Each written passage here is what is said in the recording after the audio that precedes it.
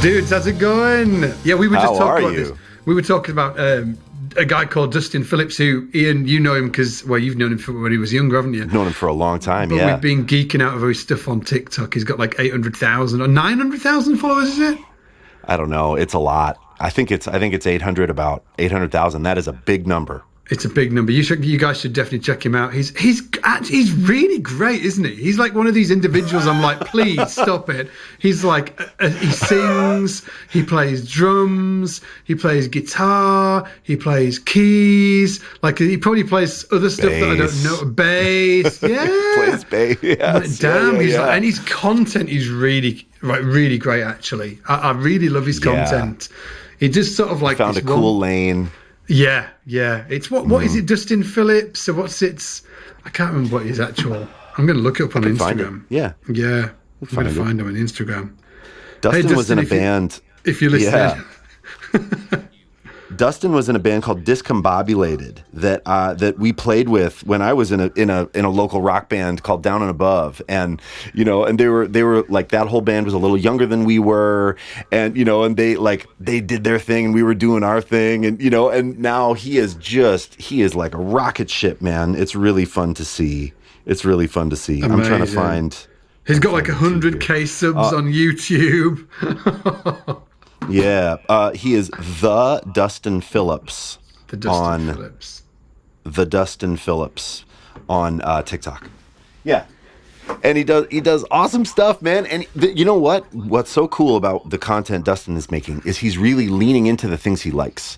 So he'll do these like fun play-alongs where someone else will be doing like a mid-2000s emo tune, will be singing, and then he has this fun montage of them. He's going and grabbing all the different instruments, and over time it's evolved where the bass is in the oven, right? And he's pulling it out of the oven, and the tambo's in the fridge, and he grabs it, and then it's this really fun screen collage of him playing all the components while the original poster is waiting, and maybe then the original poster comes in the chorus. So how he's editing all of that together, I mean, it seems like it would be a monster to do, and yet that's his thing, and it's so cool because it showcases not only his talent but all the things he likes, and he's not trying to do things that are quote unquote cool now necessarily. He's like really embracing the things that he liked maybe even as a kid, and that's something that really resonates with me. I like that a lot.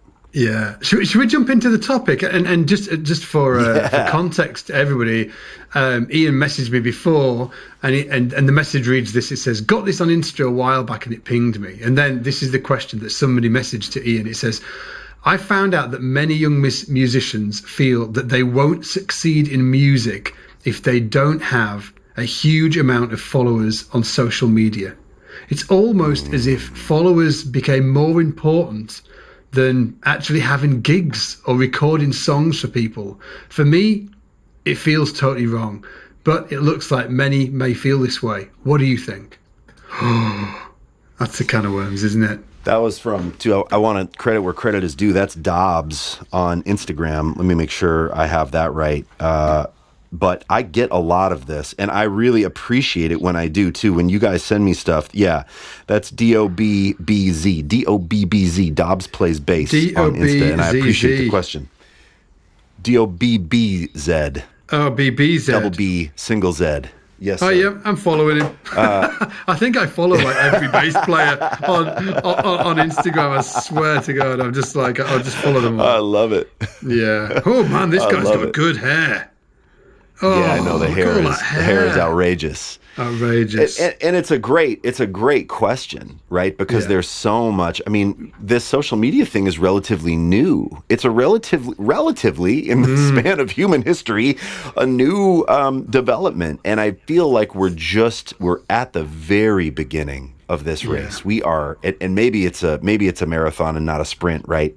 But it feels intense because it's grown so fast, so quickly, and obviously you see all these other players that seemingly get opportunities from their page, their sheer number. So you see a number and you go, wow, that's the reason this particular musician, band, entrepreneur, whatever, has all of these opportunities. That's why they're getting the gigs. That's why they're successful. Yeah. And I think it's actually a little bit more I think it's a little more subtle and a little bit more complicated than that. But I would love to know too. You said, "Oh, you're going to think about it and you're going to write some stuff down." And you always have such good. I kind of cuff it, and you have things written, and you have bullets, and you're always ready to go. And then I go, "Oh God, what am I doing here?" I haven't got anything what written. You think. I haven't got anything written. I just realised. Sorry, if my vocals sound a bit crap, it's because I'm just going through my Mac. It's not going through the mic. So Connor, I do apologize. Connor, you'll be editing this. He'll be like, "Divine." Sorry, Connor. But it's all does it sound okay for you? It's fine. Yes. It sounds okay. I'll speak deep. I guess that, like, I'm just looking at the question again. The question says the key thing is it almost. Yeah, I'm just going to read it again for myself. I found out that many young musicians feel that they won't succeed in music if they don't have a huge amount of followers on social media. So what that is saying to me is maybe like won't succeed. Is that saying won't be able to become a professional musician? Is that what it's saying? Sure. Maybe it's almost if his followers became more important than actually having gigs or recording songs for people. For me, it feels totally wrong. So I don't know. So I think there's two sides of it for me. First of all, the professional musician side. The professional musician side, I think that you can absolutely still be a professional musician without having anything to do with social media because there's stuff going on. Now, I'm not saying that that's right or wrong in terms of, I'm not saying, go do it or don't do it. I'm saying it can definitely happen. Of course, you can go to music college or study on your own, and you can go and work on a cruise ship, or you can go and work in a theatre, like a theatre show, or the Broadway or the West End, or there's like a bunch of different, or you can work in a corporate band. Like I know a lot of musicians that are extremely talented and amazing and great humans and people, and have barely anything online. So I think absolutely. That maybe I do too. Maybe it's skewed a little because the people online are the only people that you're seeing. That's right. Do you know what I mean? That's exactly right. I've thought about that a lot. Where it feels like sometimes it feels like they're the only people that exist because of how much time we spend, or at least maybe I'm just talking about myself, how much time I spend, looking at the Black Mirror, right? Like how much time and energy I'm putting into this thing. And I think, of course, it depends on where you live and it depends on the people you're around. But as you're saying that, Scott, I think of one person in particular. There's a guy named Aaron Fabrini who is a killing bass player and also pedal steel player.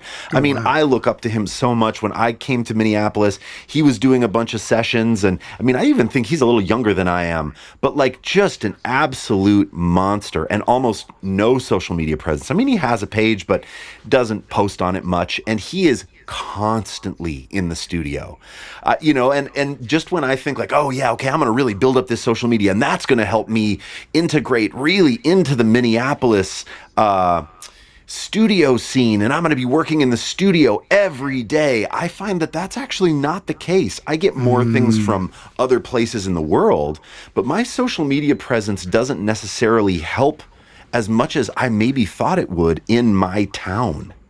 The people that are really investing in the town, right, playing the gigs, maybe spending less time on Instagram, maybe they're seeing more of the fruit in terms of like a local success, which is very cool. I mean, Aaron Fabrini, he does other things besides local. I mean, he travels and tours too, but he is playing seemingly almost every week in a studio in Minneapolis. He is like one of the session guys in this town without really any social media presence to speak of. And that's interesting. Scott, I'm sure you know people like that too, who are constantly on the ships, constantly doing the shows, constantly doing the gigs, and are not prioritizing social media. And maybe they're fine. Maybe it's just fine. They are fine. I think they're absolutely fine. I think for me, maybe, again, just to sort of like defining what that professional like all being a semi-pro or professional bass player or being successful even in music, if you want to say it is by being able to be a pro, for instance, right? If that's the case, I think for me, social media just opened a different avenue. I think all of the older avenues still exist. You know, as you said, Agreed. you can go be on a show, you know, playing Broadway or West End or show gigs or on the ships or whatever you want to do. All of those still exist. Corporate bands, obviously. Yes. Original bands, you can still do the original band thing. But I'll tell you what, if you're doing the original band thing, you better get your social media shit together. You know, because that is part of it. That's what A&R people are looking for now. You know, record companies are looking for that. It's a signpost that tells, you know, record companies that you have a fan base, and that why sign somebody that hasn't got a fan base? You know, it doesn't make any sense. So anyway, of course, yes. Going off on a tangent, but my point is that I think that social media, it just opened up a different avenue and different possibilities, and just added more on, at least right now in the conversation. I might change my mind in 15 minutes as we go down this, but right now I'm just like, it just opened up. So for instance, for you, you know, it's opened up different avenues. You know, you've met other people. You're playing with artists. You're working with me now on Scott's bass lessons.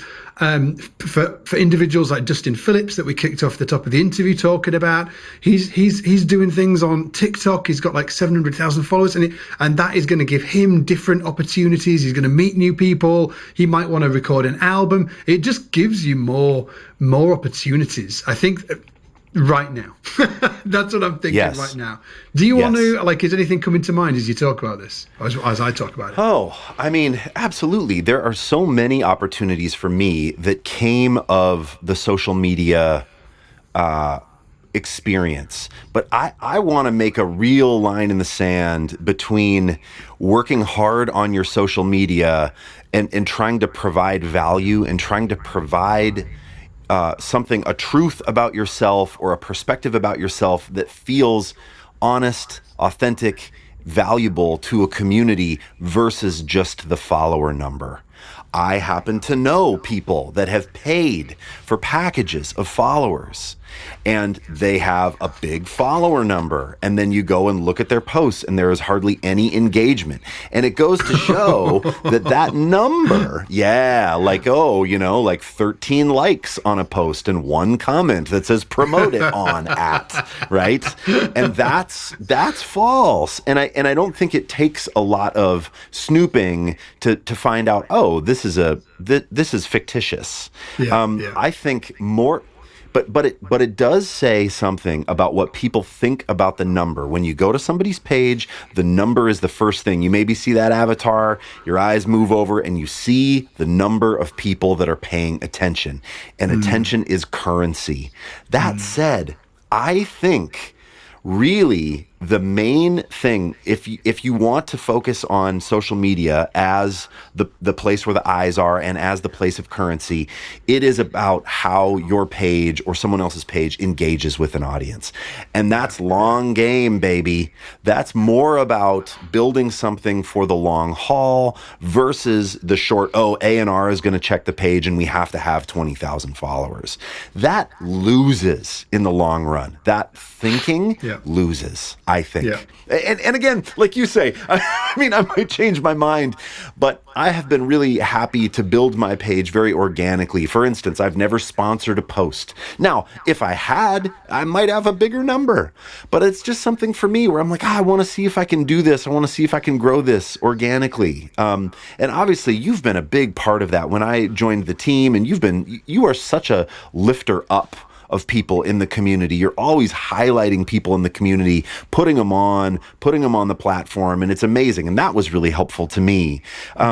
But that happened as a result of me deciding to take this thing seriously and not just focus on the follower number. I mean, I was shooting video of us ripping up the carpet in the space, and putting in new floors, and and it had nothing to do with, this is going to net me X followers. It was what was happening in my life, and I thought it was funny and interesting. And Uncle Rick was coming around. You remember that, Scott?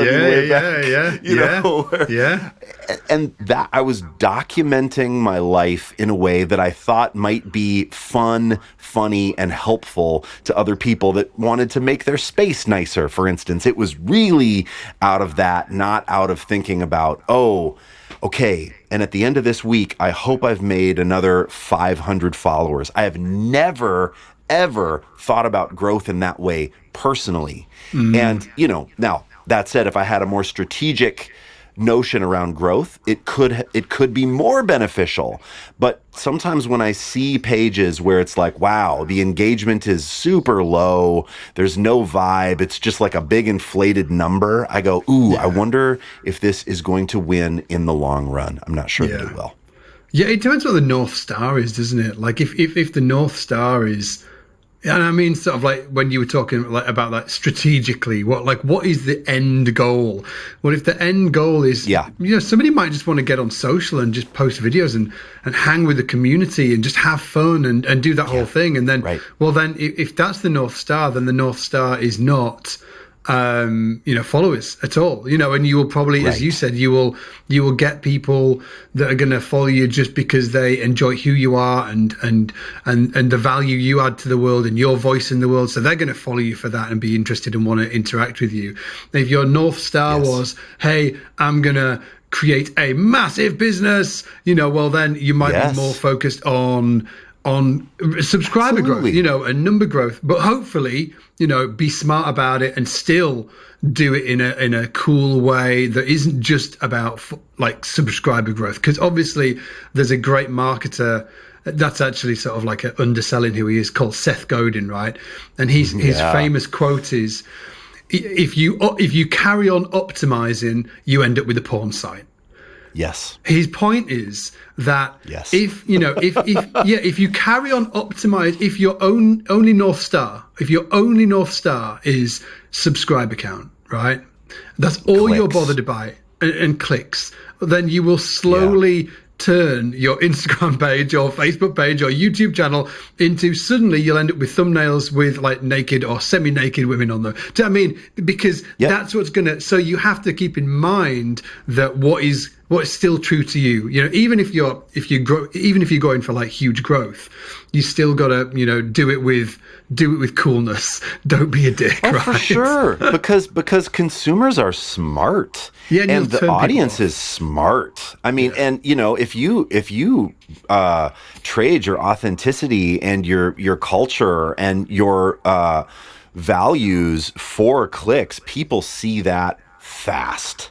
Yeah, and 100%. and then it just exactly, what do you want, right? What do you want? Are you concerned with maybe a short-term gain or maybe a long-term? Are you concerned with brand or a good feeling, right? You talk about brand as being the feeling associated. When you say a brand name, there's a feeling that comes with that, right? And are you concerned about that through the ages, right? And I think that's really important. You had mentioned like, oh, what are you thinking when we're talking about this stuff? And I have an interesting, my thoughts have changed on social a little bit over the years. I started to do it about 3 years ago when I turned 40, midlife crisis or an awakening, as my friend Captain Fat Hands would say. It's actually an awakening.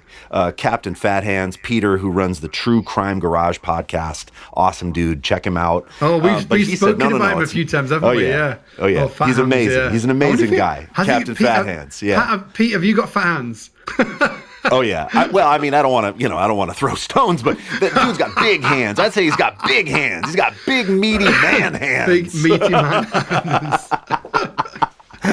But he talks about it as an awakening, right? But I have my awakening. I start to really dig into social, and I think, this is the way. And Scott, you've talked about it.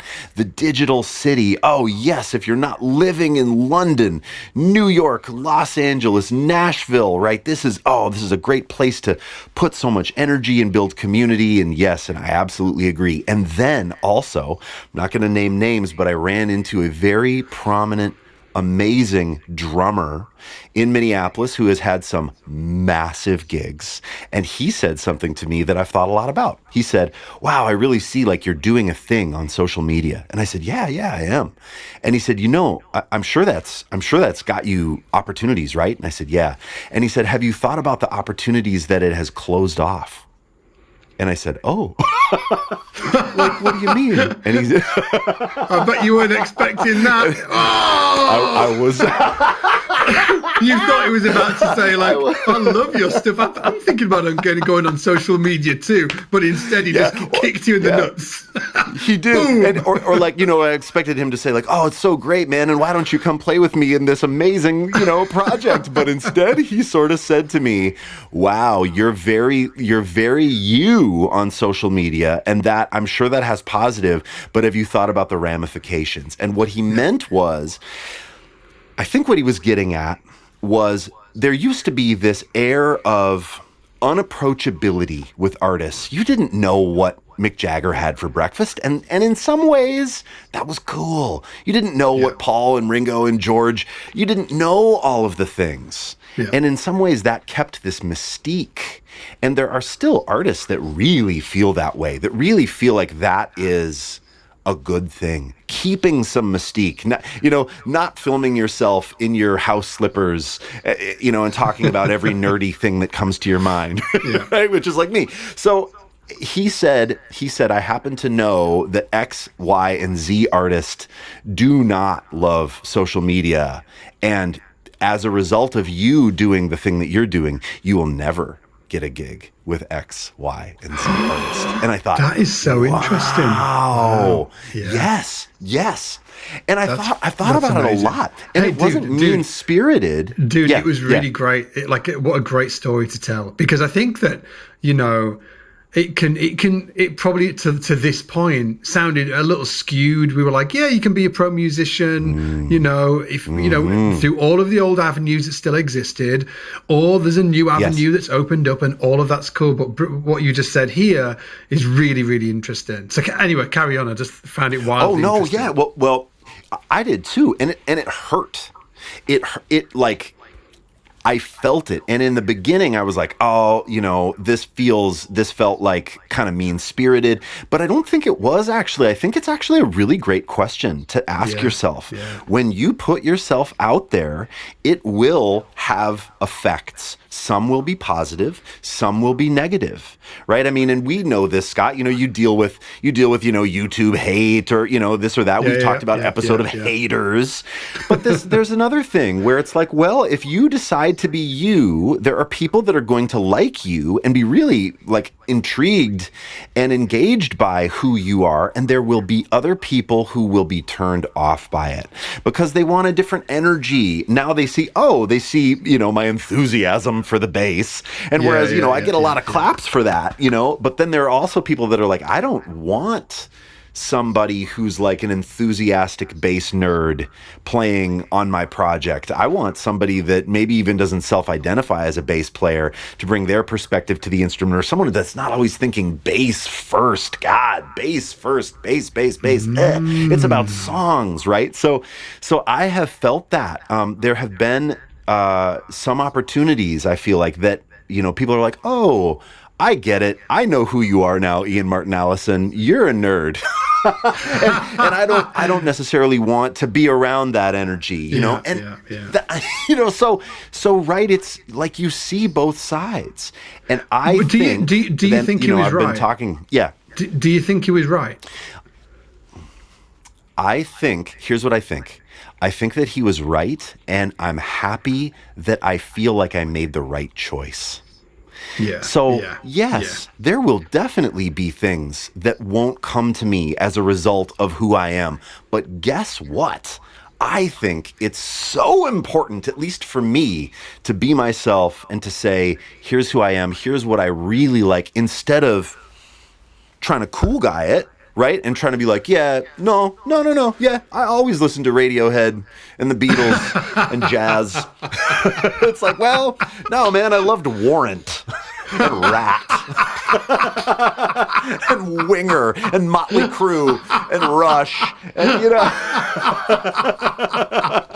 Winger. Oh, man. Yeah, Winger, dude. I mean, so I have felt this for the longest time, for about a decade, I pretended, and not in an intense way, but I was very withholding of who I was because I wanted to make everybody think I was cool.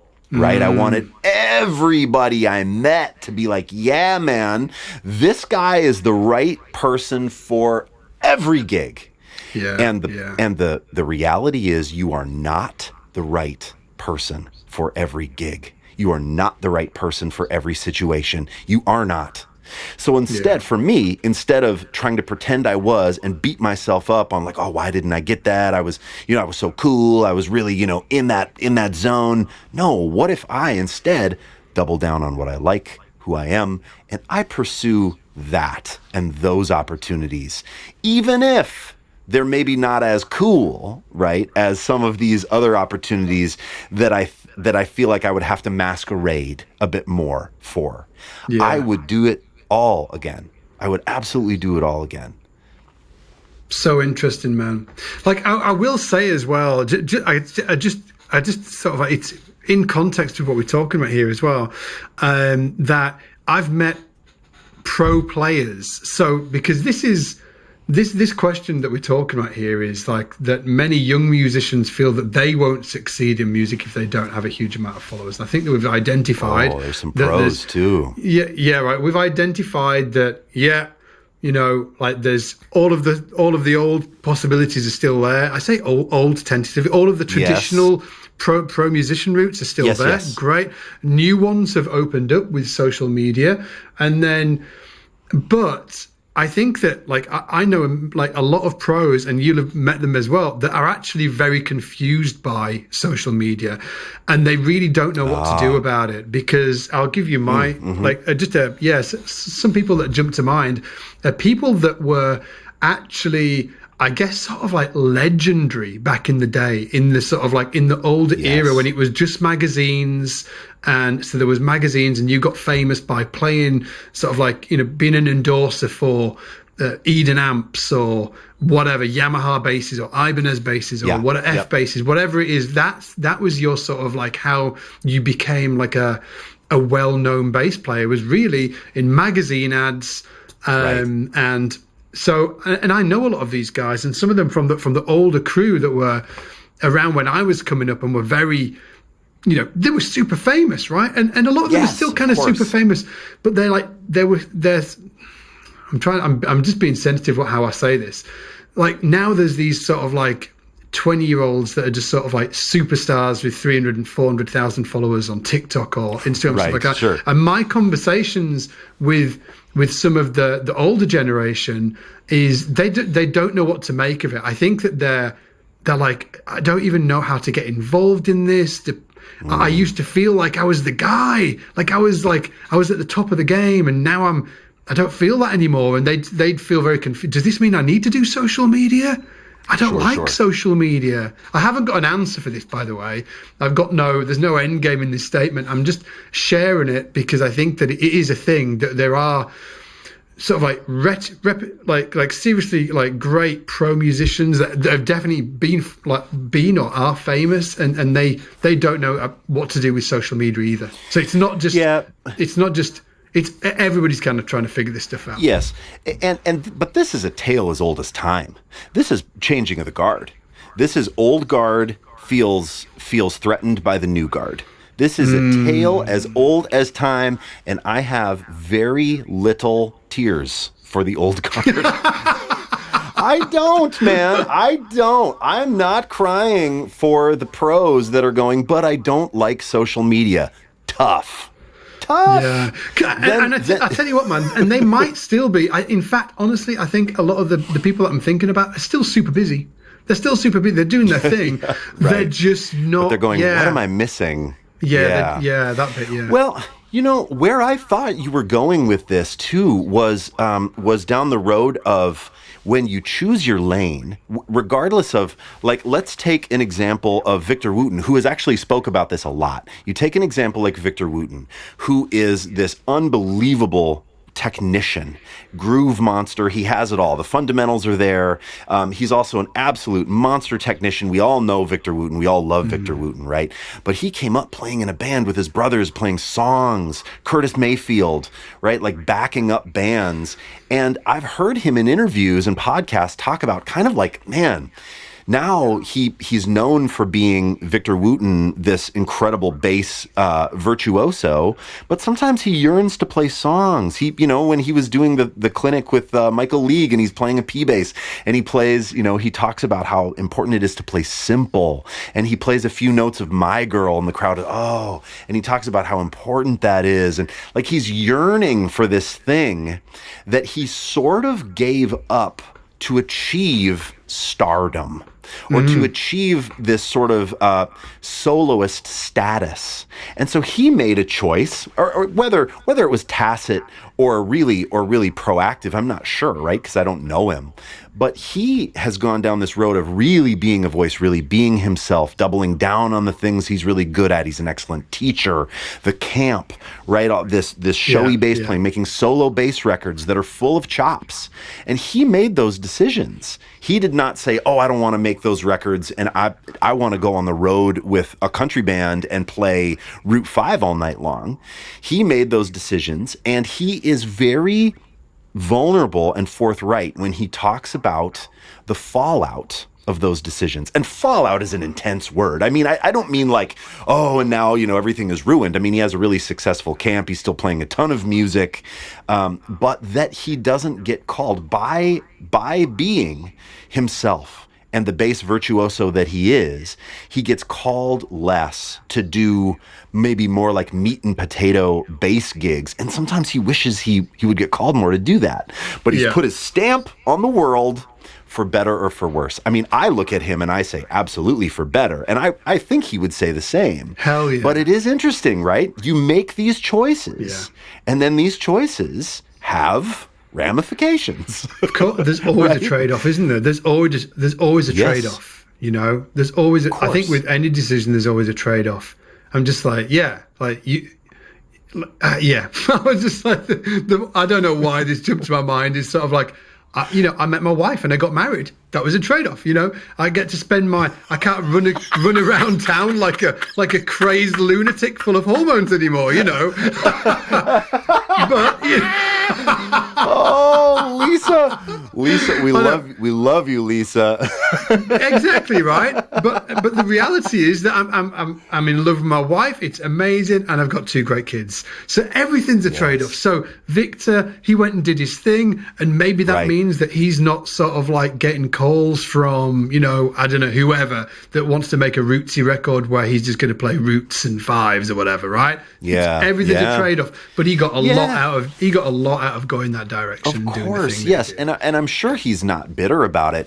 But it's just to say, like going back to Dobbs' question of, do you have to have this to be successful? Look, there's a lot of ways to be successful. And even when you I bet if you talk to people that have massive follower numbers, they say similar things. They say, well, it's a bit of a trade-off because now I'm not doing this thing that I used to really love to do.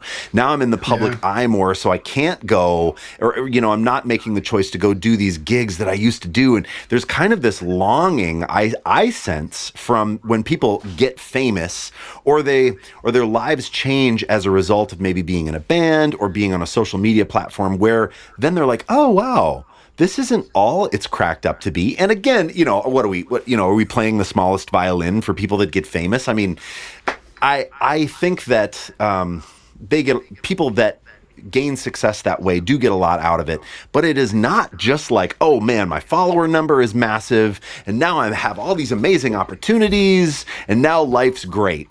I mean, it's complicated. It's so complicated. Like trying to build a monster bass empire. It's complicated, and it does not come with a ton of freedom. You can't just up and go do whatever you want to do now. I mean, you are working on this thing all the time. We were talking about some opportunities in the future, and you were saying, I would like to do this, but I'm not sure because I have so many responsibilities here. And it's what you want to do. I know that this is what you want to do, but also it comes at a cost, right? For me, it's like, we said it's like set the North Star goal. And then everything that comes into your life, is it going to get you closer to the North Star goal? If it's not, then it's a no. Good. If it's not, it's a no. I think it's just unpack that. Unpack that a little bit. Like, so you have somebody, unpack that from a perspective of somebody who's looking at social media and they want to be a professional musician and they don't really know what that means. What do you mean by North Star?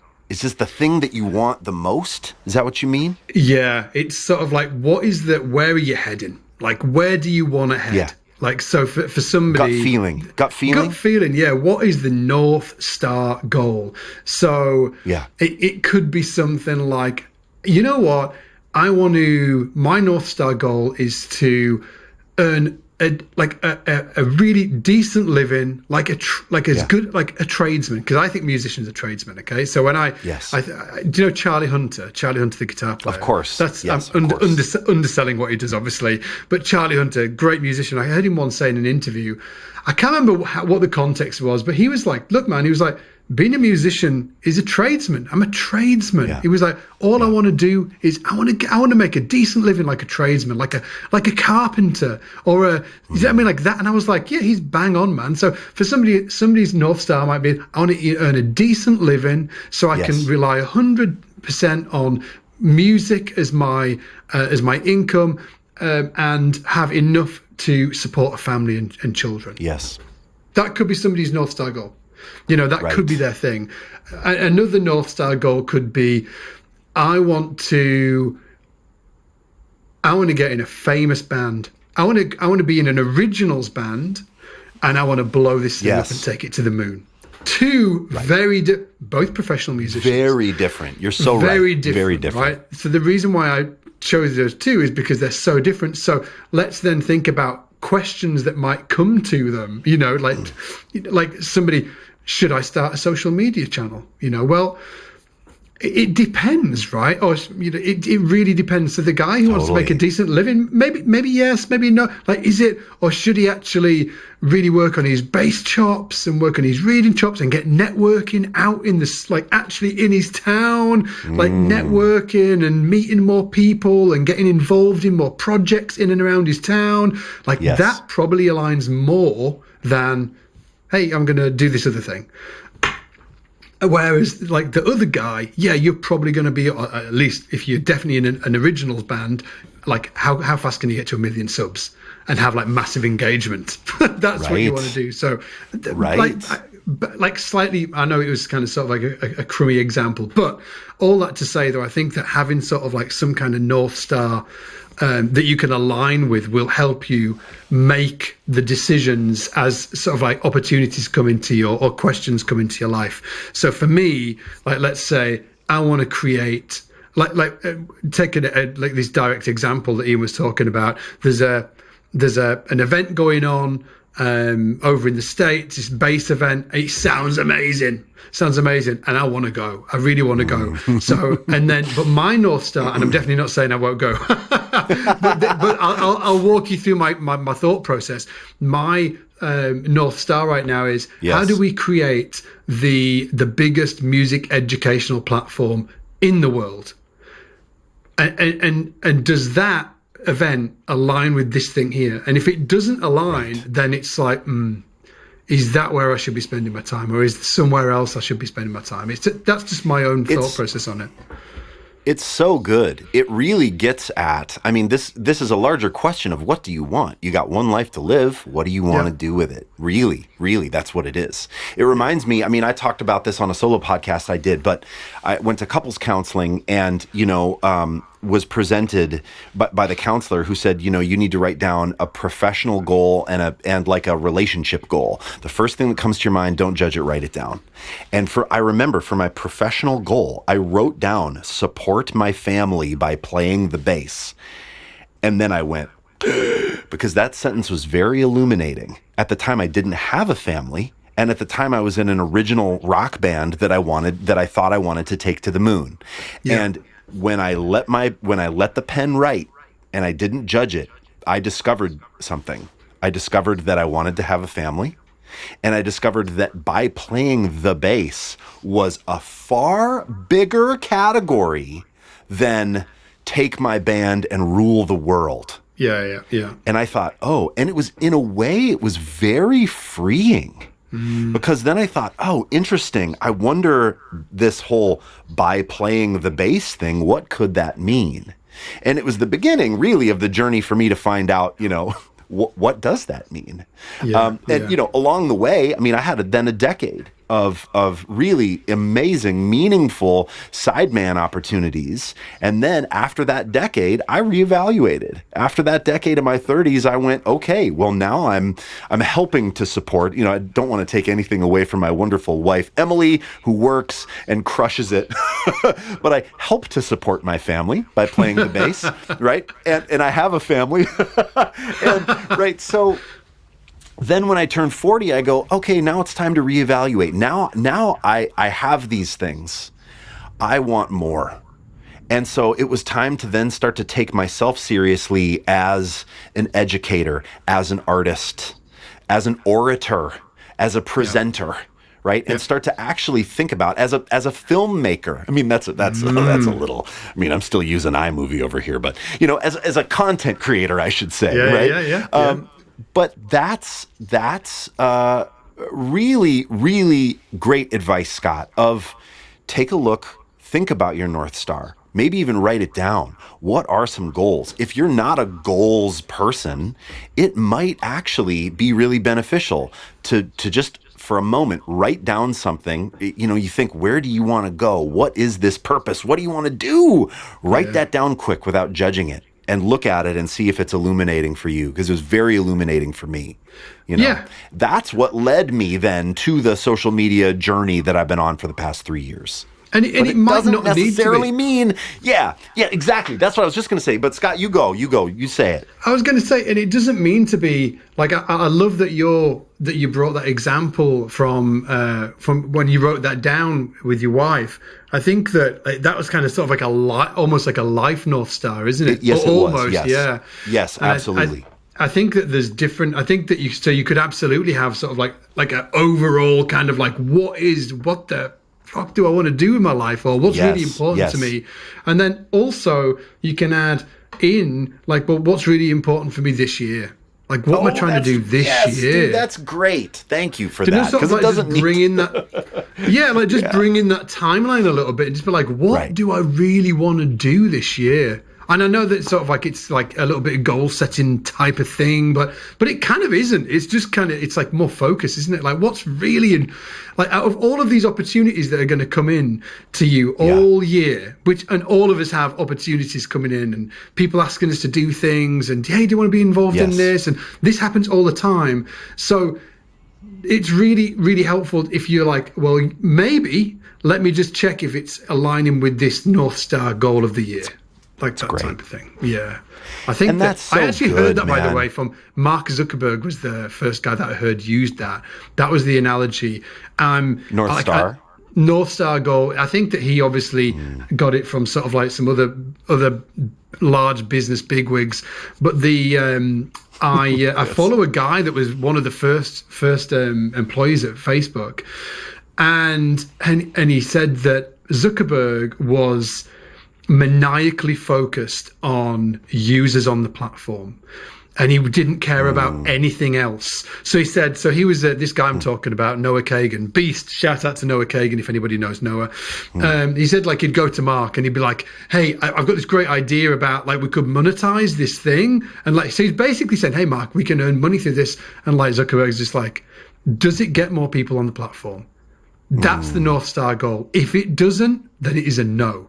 And he said he was just sort of like maniacal about it, just sort of like, does it get us more followers on the platform? If it doesn't, it's a no. And I think it was, and then Noah Kagan goes into sort of like various examples of when that happened. And I was like, oh, that's how they won, because of that kind of sort of like crazy focus.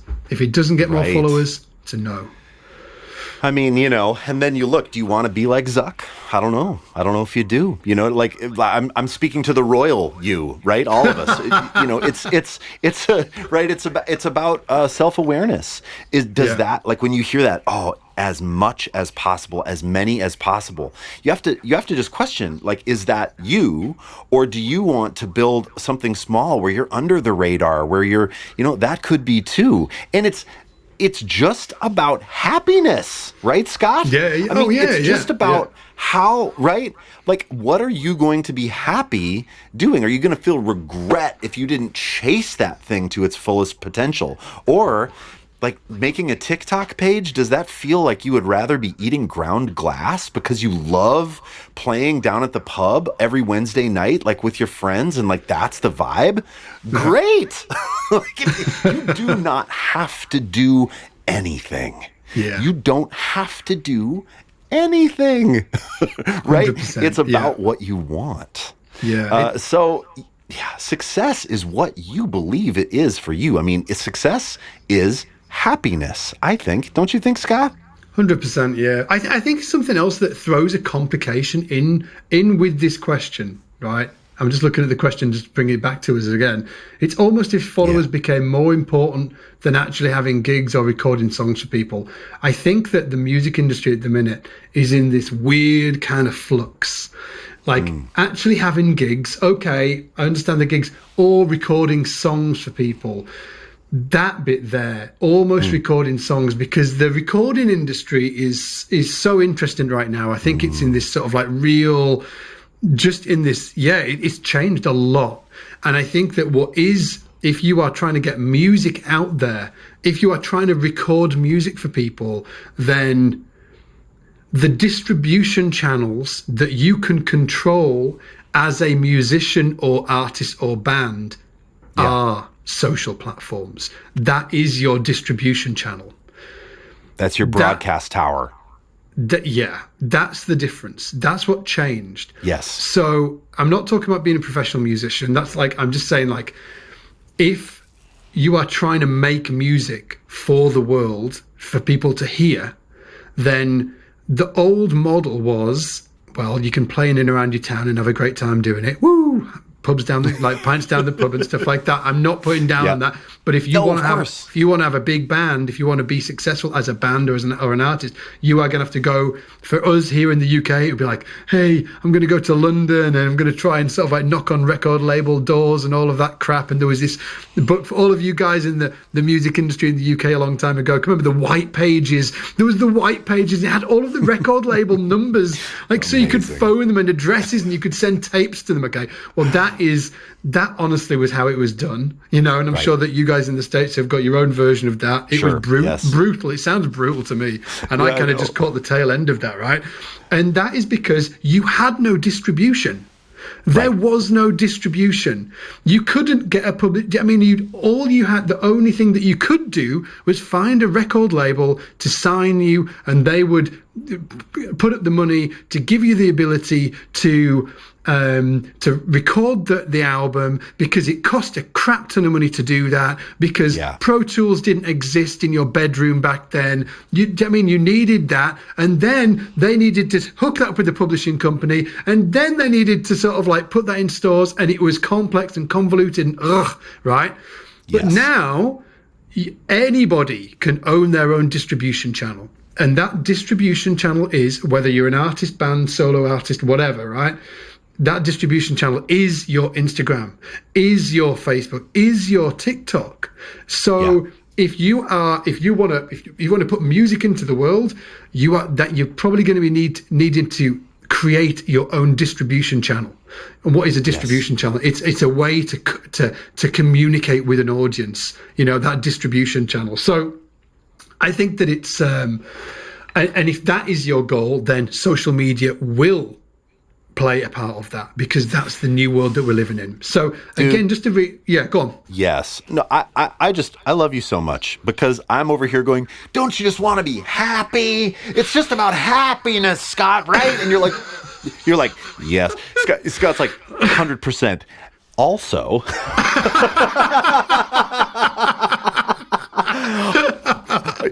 you're like, Also, let's bring it down. I'm all for the happiness stuff. But man, that is such a great point. It's about, like, it depends on what you want.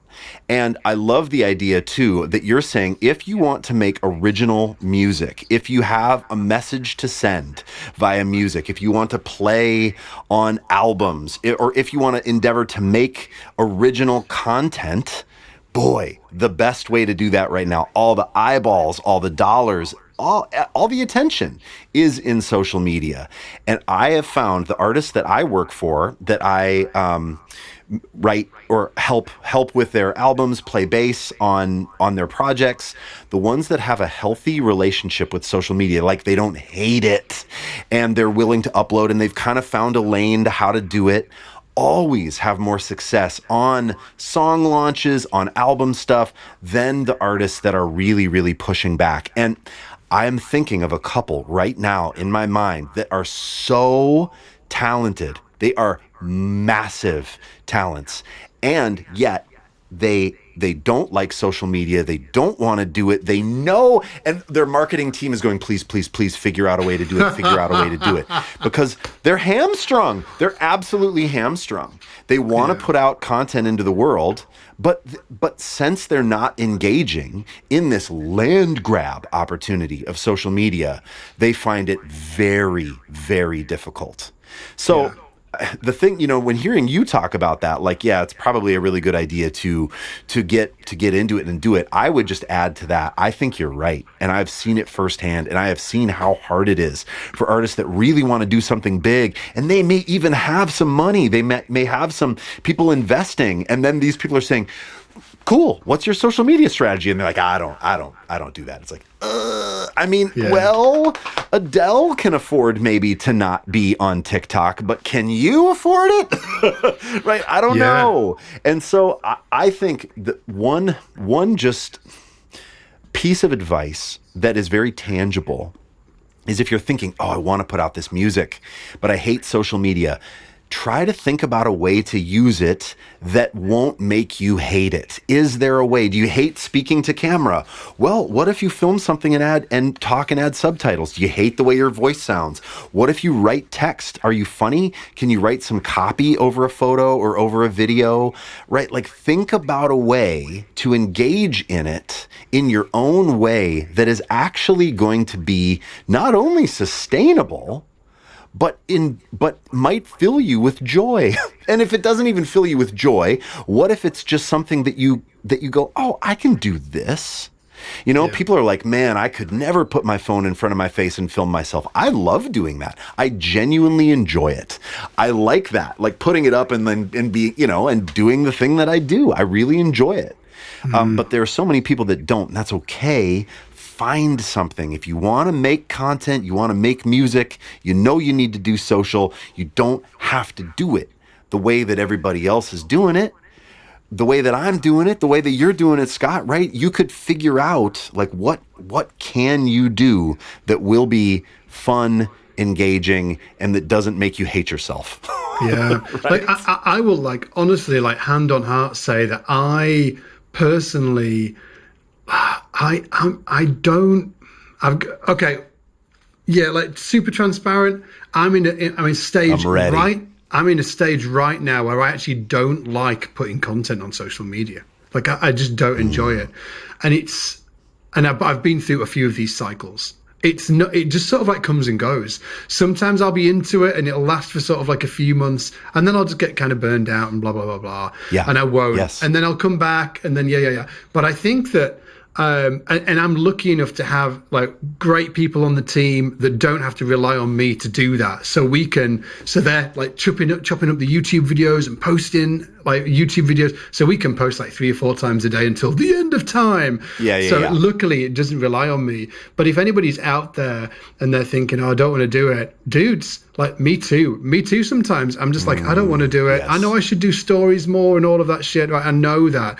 But putting what I want and what I feel like doing to one side, the point still is that if you and just to bring it back to that sort of like the recording songs for people, like that social media is the new platform. That is part of getting your music out there. If you do not use social media, you're just being freaking silly. It's just silly.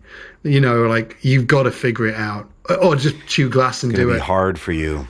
Yeah, just do I know. It. And do you know who? Who was absolutely killing at it? Taylor Swift. To mention somebody that's massive, Taylor Swift, so authentic, understands exactly how to interact with her audience, doing stories. It's her. She kicks my ass. Do you know what I mean? Like she's kicking my ass, man. She's like, whatever, Divine. I'm here doing my stories or doing TikTok and stuff, and it's her doing it, and she's like one of the biggest artists in the world. And we're living in a new environment, and it's, if you want to go down certain paths, if that is your North Star, if recording songs for people is your North Star, getting music out there into the world is your North Star, then you have no choice. You have no choice. Or you can just take a massive gamble and not do it, but the gamble's on. For sure.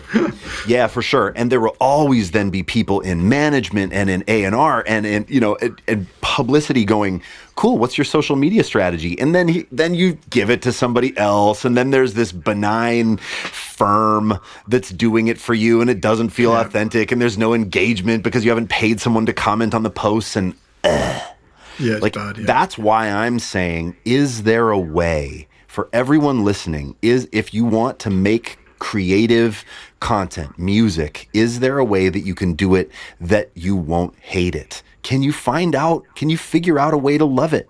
For me, I didn't know what to do in the beginning, and I just sort of thought, what do I wish existed? Well, I wish that all the bass players that I love and admire, the session bass players that I love, would play songs that they've played on and talk about them.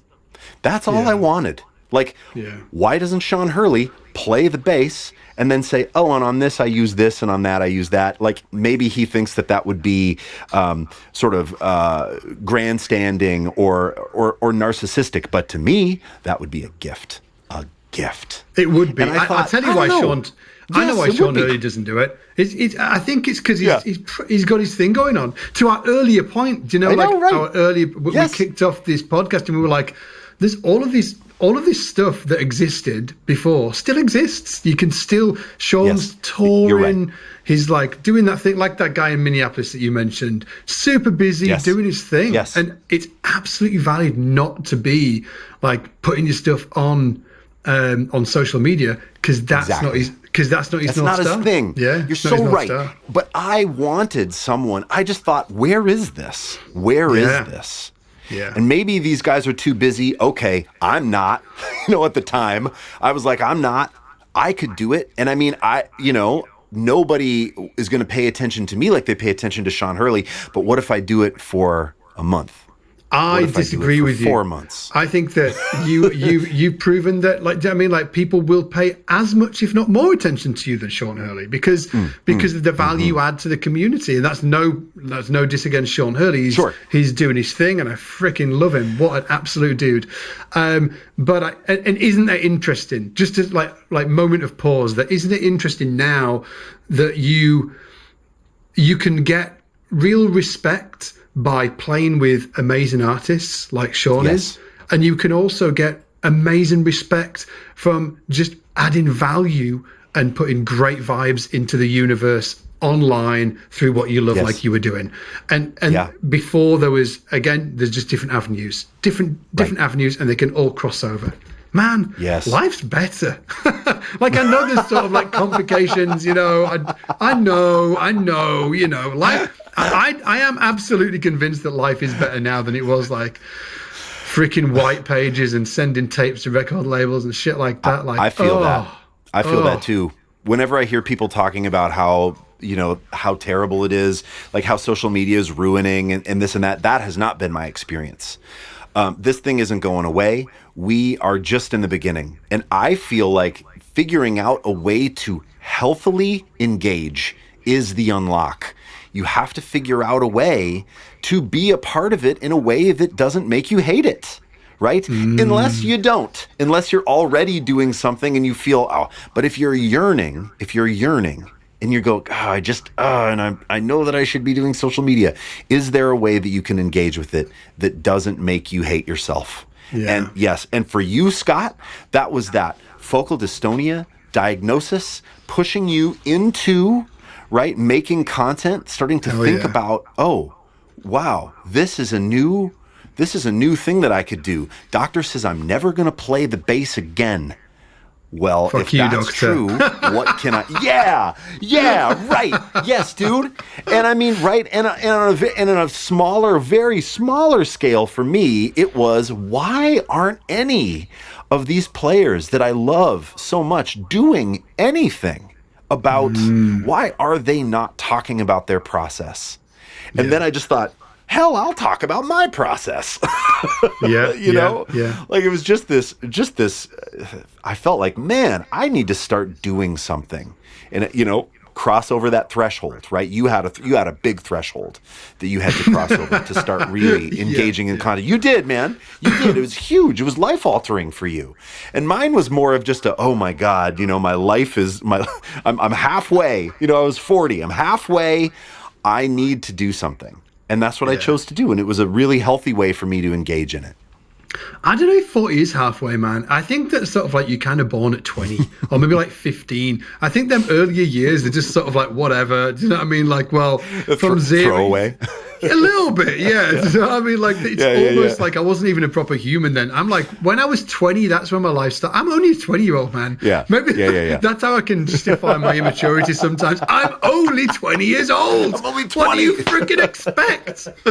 I think that, I think that sometimes, I think that we're going to go, I think social media it's in its infancy, or social community. Maybe social communities online. People say social media, and I think that what we call things is really important. And it is social media at the minute because they actually make their money. So TikTok, less TikTok, but definitely Facebook, definitely Instagram, definitely YouTube. They make their money through selling ads. And I think that that's the dark side of it right now, that they sell you, that their job is to just feed you like video upon video. This is obviously, I'm not talking about whether we should use it as a pro musician or anything like that. So just stick with me, right? Yeah, of course. I'm just trying to sort of like hypothetically take us to where maybe we're going to be in the future a little time with it. So these social media platforms, like selling you media, they're selling you ads, like Facebook. How Facebook makes money is by getting advertisers to advertise to you. And YouTube, same deal, right? Having the pre-roll ads and the mid-video ads, that is how they make their money. And they sell those ad spots to advertisers for extremely high amounts of money. Like they're making gazillions off this thing, right?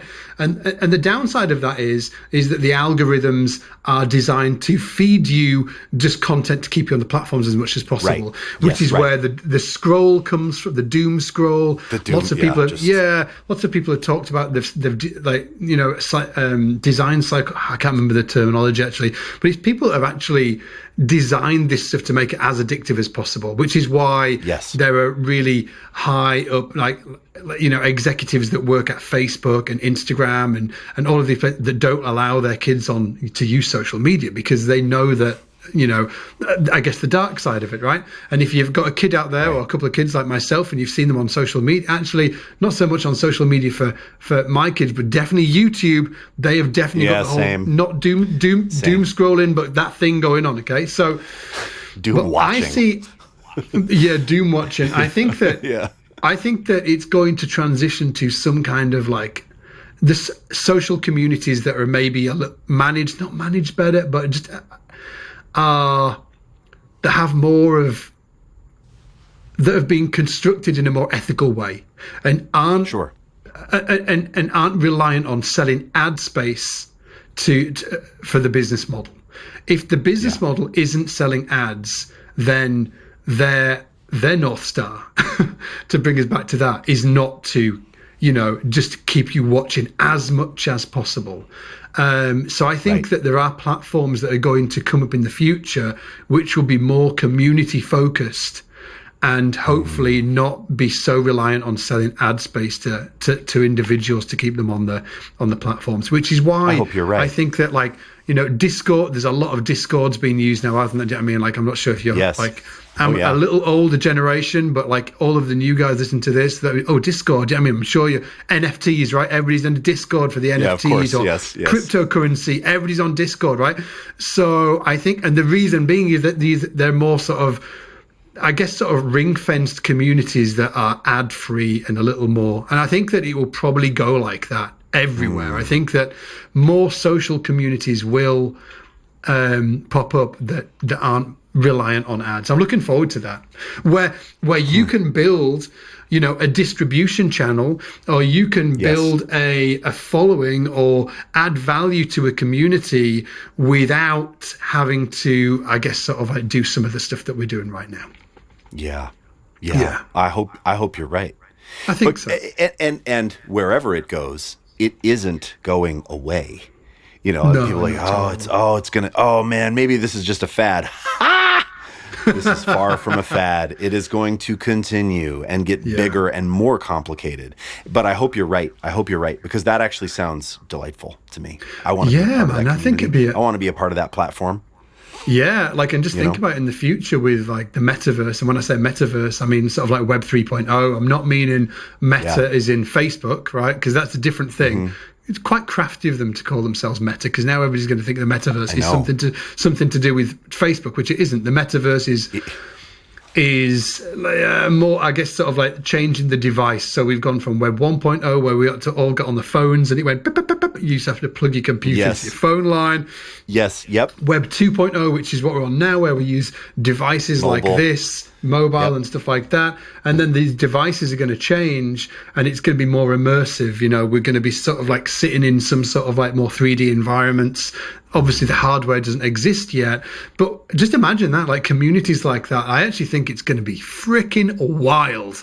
I know. Wild. It will. To like actually sit and like, and hey, we could be sitting doing a podcast recording now, and we could have invited, you know, like an audience to come and hang with us, man, be part of this conversation in this community that isn't driven by ads. And it's sort of like, you know, like that is coming. Like I'm hoping that, you know, that this Web 3.0 finds some way of navigating around the ad thing. And I actually wonder if it's going to be something to do with NFTs and online commerce. I think that it's really interesting. I heard somebody talking about it the other day, and it kind of blew my mind. It was Zuckerberg talking on there's a guy called Lex Friedman who has a really fantastic YouTube channel and podcast.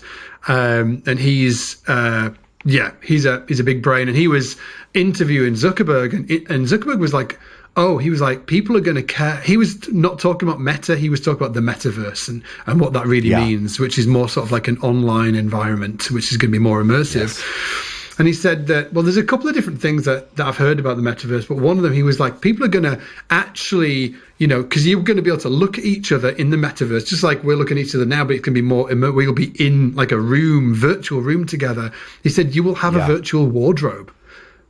You know, you're not going to turn up in the... Of course, yes. Yeah, so there will be online, there'll be like commerce. You will clothe yourself, and you will have to buy these clothes. You know, there'll be, I don't know where you shop, like Carhartt or wherever it is, or they will have clothes that you will buy to clothe yourself in the metaverse. And I was like, wow. And you know what? That sounded unbelievable to me. It really did sound. I was like, well, who cares about what they look like? Check this out. Who cares about what they look like online, right? How many people do you think shuffle? Well, I'll tell you what, I go down to a local supermarket every morning to like grab a coffee and stuff like that. And I'm seeing people shuffling in there with their pajama bottoms on and their slippers, grabbing the milk, and, you know, I mean, hair all over like a haystack. And and I can bet you bottom dollar that in like an hour, they'll be like on Instagram, and they'll be all dolled up and look amazing. Maybe the dude's in the gym and he's like flexing, because here's the deal. Those people what they're just proving there is they actually care more about what they look like online than in real life. And that freaking is blowing my mind. It's so true. Yeah. I mean, well, case in point, I wasn't wearing this when I popped out of bed. I mean, I'd still be in, a hoodie and right. Like if we didn't have this podcast, this is going up online. I got to put on a jacket. I got to put on some pants, I mean, yeah, dude, I know. I mean, it's wild. I remember, Gary Vee talking about the NFT thing and someone saying, what is it? And he said, have you ever bought something in a digital space that you cared about for only in that space? Like, have you ever bought a weapon in a video game? Have you ever bought a skin for a character in a video game? And the person said, oh yeah, of course. And he said, that's an NFT. It is a piece. It is something that exists in a digital world that you care about, that doesn't actually exist. You can't hold it, but you care about that thing in this space.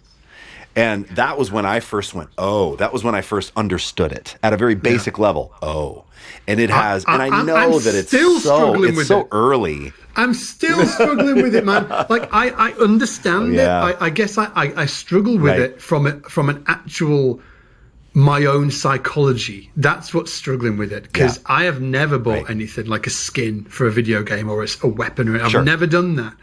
And so if anybody's wondering what an NFT is, it stands for non-fungible token. So it's something that exists digitally only, and it's a little more complex, and they can't be replicated, or you can make them, you can do like a limited amount of them and all of that, and they can never be replicated.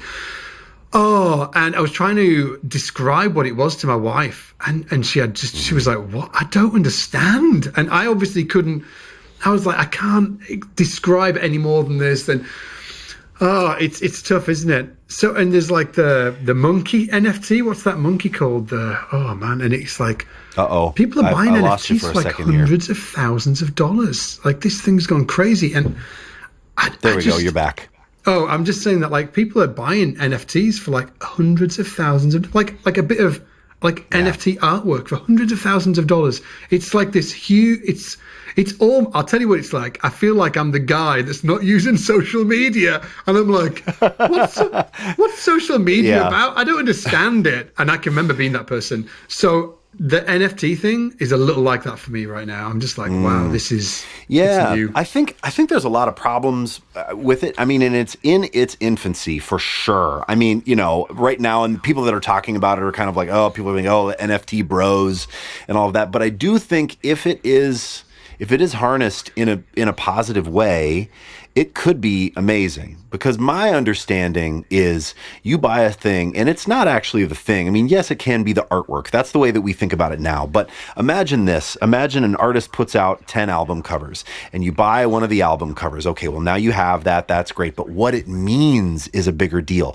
Maybe it means concert tickets. Maybe it means you get to be on a Zoom call with Taylor Swift for an hour every 6 months. Maybe it means it is access. I think the biggest NFT winners will be people that have a community. So people are jumping all over this thing and buying up art. I think it's less about art and it's more about access to people or to a community via a token that you buy. You buy the token, but it's not the token. It's like you buy a ticket for the meat raffle. It's not the piece of thing that you bought. It's what it signifies. It's what it will get you. Right. So I think the most successful NFT projects will be based on what it gets you and what that creator is willing to pour into that project. Will it last forever? Will it only last for a year? And then will the value of that NFT drop? I mean, and part of this too is a stock gamble. I mean, it's stock market gamble, really, is what it is. You're buying into a promise, and then that promise can be broken. Right? If the business closes or things change, right? But the biggest players and success stories will be artists, content creators, entrepreneurs, business owners that have established something already so meaningful that people want to buy into the experience of that business further. I think. Absolutely. Yeah. So I think like an example of that is Gary Vee released V Friends, wasn't it? Which was his and an NFT marketplace. And if you buy a NFT from VFriends, then you get a free ticket to go to this VFriends conference or whatever. Like, who knows what they're going to do there? It might be just sort of like a few thousand people just chilling, like, hey, but I'm here. Yeah, I'm here. Yeah. Oh, what are we doing? Nobody knows. But it's like Gary Vee was talking, just to bring it back to Gary Vee, he was talking about how impactful it is going to be on music, actually, and what it's going to mean. It's he continually impresses me, actually. Me too. I know he's as mad as a box of frogs, but I love him. I know. Mad as a box of frogs. Mad as a box of frogs. Oh, yeah. I'm waiting for the SBL NFTs, man. You buy the Rickenbacker, it means this. You buy the Fender Jazz Bass, it means this. But you buy that Ken Smith with the frog on the headstock. That's access to Scott for a... Yeah. Do you know what I mean? Yeah. I mean... I think about that stuff all the time, actually. And, I mean, who knows? Who knows what it's going to end up like? But, I feel like there's NFT opportunity for SBL in the future. Yeah, I'll be really honest. Like, I'm not an innovator in that. Do you know when like people sort of like, I get contacted a lot by these sort of like really fantastic companies, and they're like, hey, we're doing this music software and it does this, that, and the other. And I'm like, whoa, that's cool. But I'm just like, I sometimes look at the idea and I'm like, if I was really smart, I might see a really great opportunity with that. But I'm not that. Sometimes I'm just like, it just doesn't happen for me. But I'm a great modeler. So I'm not an innovator. I'm a modeler. I'm like the guy who do you know the guy who invented the wheel? I'm not trying to reinvent the wheel. I'm like, I'm going to take that wheel and I'm going to do something else with it. It's sort of like, I wish I was more of an innovator and I could really see. So with the NFT thing, I'm not the guy sitting here thinking, I cannot see like a million different sort of like ways this could go, because my brain just doesn't work like that. What I'm doing is I'm like looking around. Who's going to use it? I'm waiting for somebody else that's super smart to figure out how it works, and then I'll like, okay, we can do that. We can model that. I'm like a modeler. Yeah, it's when I was sitting in school and getting told off for copying from the neighbor next to me in the classroom, I should have just been like, dude, I'm modeling, man. This is this is a proven business strategy. Exactly. Oh man, yeah. Oh, that's great. Anyhow, dude. I'm not sure if anybody got anything out of today's conversation. I know we rambled around a bit, and it's because we just, as we've said before, some of this stuff we've not really thought about, and it's our just open conversation about it. So, kind of like, two dudes at the pub kind of thing. But it's been, I've really enjoyed it, actually. It's been, me too. It's continually intriguing to me. Like, it really is from all angles. Who should use it? Who shouldn't use it? What should professionals think about it? Do you even need, I don't know. And just take all the stuff that we say with a pinch of salt as well. Just, of course, yes. We're just like you guys. Yeah, we don't know what's going on. We have no freaking clue. Like, I don't even know if Ian's got any pants on. All I can see is his top. Hold on. I got pants on, baby. Don't worry.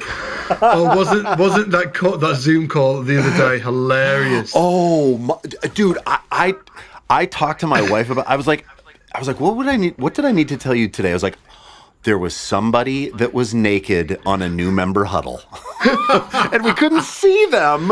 It was so funny. I will never forget that as long as I live. Yeah, Guy showed up, just his face in the dark, and Scott said, "Oh, you want to put a light on?" And I was like, what was his name? Was it John?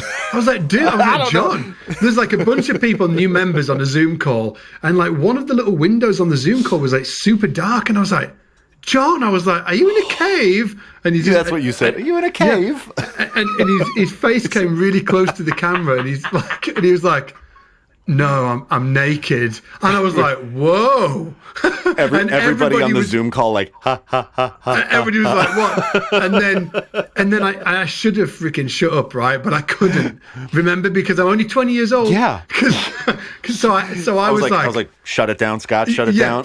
Ian was like giving it this with his like, and I was like, John. He was like, yeah. I was like, have you got any pants on? And he said no. He said, no, that's why it's dark. He said, oh. And then we just tried to all continue on like everything was cool. Oh man. And he wasn't on the housekeeping portion of the call where I say, hey, keep your mic muted. He was playing bass, dude. Remember? He showed up and he's playing bass, and I'm like, Scott, I messaged him like, hey man, turn off your microphone while you're, and I want to be like, Scott, give me this admin privilege, man. Let me at least mute the mic. I dude, muted it. It was amazing. Hey, John, you figured it out. John, if you're listening to this, and you're, first of all, you're thinking, dude, my name was not John. I do apologize. But I just had to come up with a name to make it more relatable. Yes. And secondly, you are my hero for all time for turning up to a call naked. You just like that is so good. It's so good. It's so good. And it was John he was in Taiwan, wasn't he? He was Taiwan, yeah. I don't know. Yeah, he was in Taiwan. Because it was the middle of the night. That's why he was naked. Right. He was in bed. Yeah, John, you are not my hero. When you come back to the call with pants and a proper shirt, then we'll talk about your hero status. Oh, so good. Right, should we call it? Yeah. On that bombshell. Anyway, dudes, thanks for listening. Obviously, subscribe wherever you are, and Spotify, or where can people even listen to this website? It's everywhere. It's everywhere. Spotify, it's here. It's on the SBL. iTunes, yeah. iTunes, Spotify. You said it. And Amazon, I think. Leave us a review. Leave us a review. Because that helps us. What does it even do? I think it helps the podcast. It helps. Yeah, it helps the podcast. It helps the algorithm say, oh, these two dudes talking about bass. They're talking more than just about bass. They're talking about life. Giving you valuable life lessons, and it ascends the ranks in the podcast list. It helps us out a lot, actually. It really does, yeah. And we definitely don't talk about people without their pants on every episode. It's just like 1 in 3. So, one in 3. It's only 1 in 3, yeah. Anyway, dudes, take it easy. I'll see you in a bit. Bye. Take care, everybody.